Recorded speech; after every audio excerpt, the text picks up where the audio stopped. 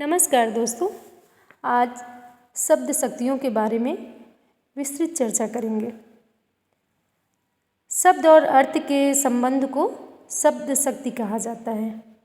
ये हम सबको पता है कि शब्द शक्ति किसे कहते हैं।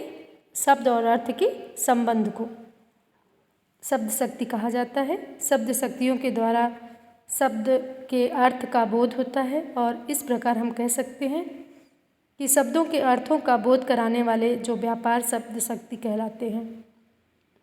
शब्द शक्ति के भेद को देखें तो वो 3 प्रकार की होती हैं शब्द शक्तियाँ। पहली अभिधा, दूसरी लक्षणा और तीसरी व्यंजना। अभिधा जो शब्द शक्ति है वो वाचक है। शब्द में देखें तो उसका अर्थ परिलक्षित होता है, वो वाच्यार्थ में प्रयोग होती है। लक्षणा शब्द है लक्षक और अर्थ उसका देखें तो वो लक्षार्थ के लिए प्रयोग में आती है। और व्यंजना को देखें तो उसका शब्द होता है व्यंजक और अर्थ के दृष्टि से देखें तो व्यंग्यार्थ में प्रयोग में आती है।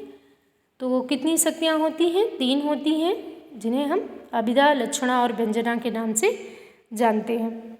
अब इन सब के बारे में हम विस्तार से जानेंगे कि इन शब्द शक्तियों का अर्थ क्या होता है। तो पहले हम अभिधा की बात करते हैं। शब्द को सुनकर या पढ़कर श्रोता या पाठक को उसका जो लोक प्रसिद्ध प्रचलित अर्थ होगा, क्षण ज्ञात होता है या उसका जो अर्थ ज्ञात होता है, उसे अभ्यार्थ या वाच्यार्थ कहते हैं।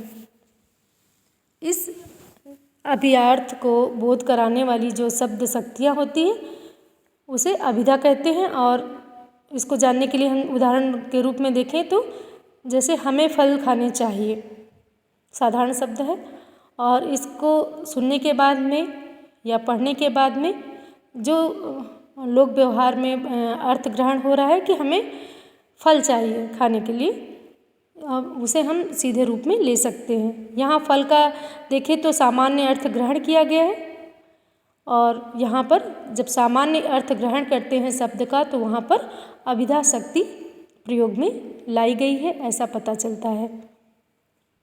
यदि हम लक्षणा को देखें कि लक्षणा शब्द शक्ति क्या होती है, तो मुख्यार्थ में बाधा उपस्थित हो गई। यदि ये समझा जाए कि जो मुख्य अर्थ है उसमें जब बाधा उपस्थित होने पर मुख्यार्थ से संबंधित जो अन्य अर्थ है उस अन्य अर्थ के प्रयोजन के आधार पर ग्रहण किया जाता है, उसे लक्षार्थ कहते हैं। लक्षार्थ को बोध कराने वाली जो शब्द शक्ति होती है वह लक्षणा होती है, उसे लक्षणा शब्द शक्ति कहा जाता है। उदाहरण हम देख सकते हैं, रामू गधा है। तो यहाँ पर हम देखेंगे कि उपयुक्त वाक्य में जो गधा शब्द का लक्षार्थ है मूर्ख, हम ऐसा भी कह सकते थे कि रामू मूर्ख है, तो हम मूर्ख से संबंधित गधा शब्द प्रयोग होता है, गधे को मूर्ख समझा जाता है, इसलिए हम कह सकते हैं कि यहाँ पर किसी ने कहा कि मूर्ख ना कह के कह दिया कि रामू गधा है।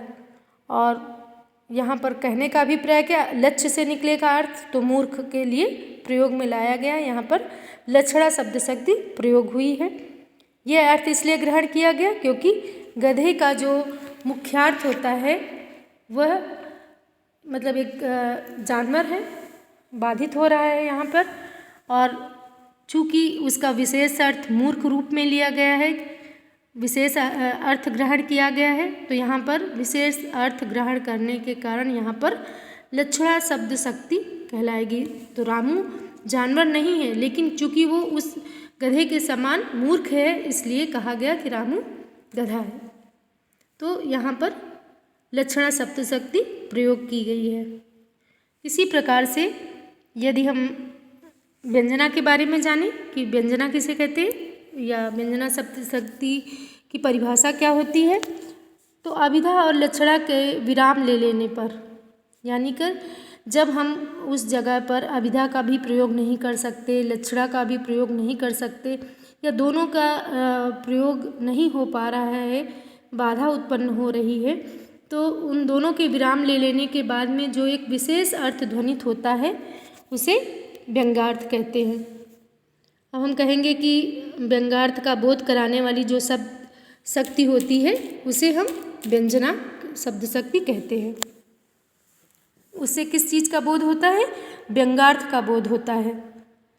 जैसे सोहत नाग न मद बिना, तान बिना नहीं राग। तो ये यहाँ पर क्या हो रहा है? वियोग श्रृंगार का उदाहरण है ये। तो यहाँ पर नाग और राग दोनों शब्द अनेकार्थी हैं, परंतु वियोग के कारण इसका अर्थ नियंत्रित कर दिया गया। इसलिए यहाँ पर नाग का अर्थ हाथी और राग का अर्थ रागिनी है। अब यहाँ नाग का पर्यायवाची, यदि पर्यायवाची शब्द के रूप में देखें तो भुजंग रख दिया जाए तो व्यंग्यार्थ समाप्त हो जाएगा।